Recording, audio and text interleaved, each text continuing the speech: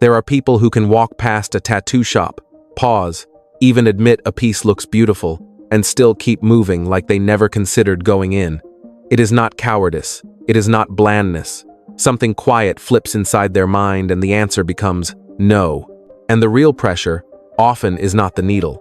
It is what the needle represents, letting something stay on your body when you cannot easily take it back. The same image can make one person feel excited and make another feel heavy. That heaviness is usually psychological, not physical. It comes from how someone relates to permanence, identity, and control, even if they never say those words out loud. For the first type, the person is not afraid of ink. They are allergic to being fixed. They live by movement, by experimentation, by the idea that who they are should be allowed to evolve without asking permission from an older version of themselves. Their tastes shift. Their goals shift. Sometimes even their sense of meaning shifts. And they do not see that as instability. They see it as growth. A tattoo, in their mind, is not just a design. It is a long-term agreement with the present moment. It is an anchor placed on the body. And anchors are useful only if you want to stay in the same waters. The discomfort shows up when they imagine the future. Not a future where the tattoo looks bad, but a future where it still looks true to the past and false to the person they have become. It can feel like being asked to wear a jacket that fit perfectly years ago but now tightens around the shoulders. Psychologically, they prioritize flexibility over consistency. They protect the right to change direction, to rewrite the story, to outgrow symbols without carrying them forever. If the thought that stops you is, "I do not want to be permanently tied to any one meaning," you are probably living from this free spirit logic. Type 2 looks similar from the outside, but the engine underneath is completely different. These are the people who genuinely like tattoos. They study styles, save references, compare artists, and think carefully about placement, scale, healing, and how the line work will age. If interest alone were enough, they would have been tattooed years ago. The problem is that they do not just want a good choice. They want the right choice. Every option has a flaw once you stare at it long enough. One design is beautiful, but feels empty. Another carries meaning, but might feel corny in 5 years. One placement seems perfect until they picture their body changing. Another feels safe, but too safe, like settling. Their mind keeps running simulations, because perfectionism is really a strategy for avoiding regret. The fear is not pain. The fear is the loop that follows, that quiet voice that says, "You should have chosen differently." In psychology, this is what happens when a decision feels irreversible. The less room you have to undo it, the more the brain tries to eliminate uncertainty, and it fails because certainty is not available. So the system hits the brakes. Delaying becomes self-protection.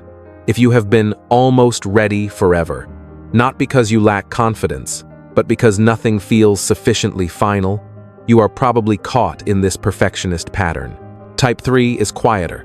There is no paralysis, no craving to decide, no fear of being pinned down. They can appreciate tattoo art, respect the craft, and still prefer bare skin because it simply fits their sense of self. The key phrase here is, "It does not feel like me." They do not treat the body as a billboard, even for things they care about. If they want to express identity, they do it through choices that accumulate over time. You can usually see it in how they live. They keep promises, they build routines, they draw boundaries, they show love in consistent actions, not in symbols. To them, character is the only signature that cannot be faked. A value that matters becomes a habit. A memory that matters changes how you move forward. So the idea of engraving meaning on the skin feels unnecessary, almost like translating a language they already speak fluently. Psychologically, this is a form of internal grounding. Their self-worth does not rely on external signals to prove depth. They do not need strangers to read a story off their body, because the story is written in behavior. If you feel complete without adding a permanent mark, that is not emptiness. It is self-sufficiency. Type 4 is the one people keep trying to psychoanalyze, even though the reason is almost embarrassingly straightforward. They just do not like the way tattoos look.